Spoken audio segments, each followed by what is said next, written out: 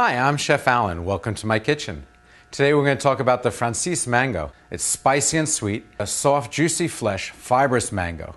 The skin is a bright yellow skin with green undertones. The shape of the mango is a little bit different than most. It's oblong with an S shape. The green actually diminishes and turns yellow to golden.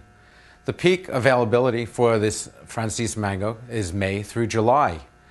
And as you'll see, it's really great with a very mango chutney that we're going to prepare together. So here's how we start the chutney recipe. You're going to start off with some brown sugar as well as our apple cider vinegar. Okay, that goes in there. As you can see, I preheated the pan so we get this started really quick. And what I'm going to do is just mix this together. What we're trying to do in this first stage on the chutney is dissolve the sugar. The brown sugar is going to dissolve into the vinegar.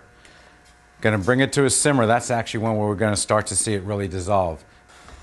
So as you can see, with this chutney, the vinegar has dissolved the sugar. And now what we're going to do is add in our onions.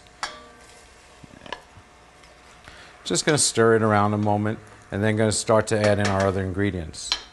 Going to add in the garlic, as well as the ginger. These are two very aromatic flavors, and so that with this chutney you'll see a lot of aromatics going on, a lot of flavor, and that's really what I want to do. Add those aromatics, add the flavors, add in the chilies. These chilies are wonderful. They're spicy, they're habanero chilies. Really a lot of flavor going on there. Give this a stir as it starts to come to a simmer, as well as going to season this now with a little bit of salt.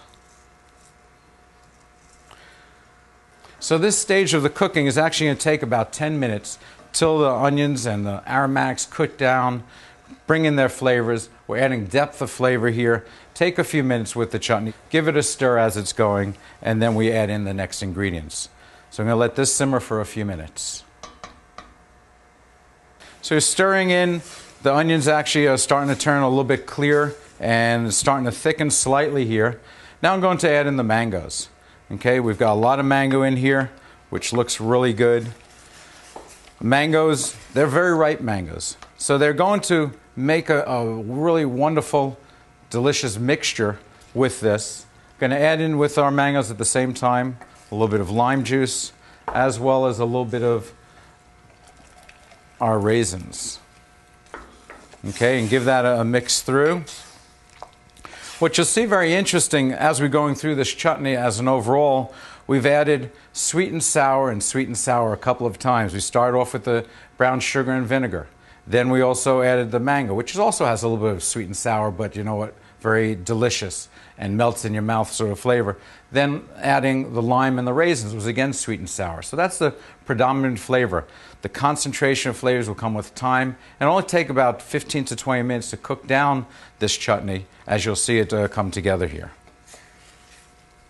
So as this whole mixture of chutney comes to a boil, we want to lower it down to a nice simmer.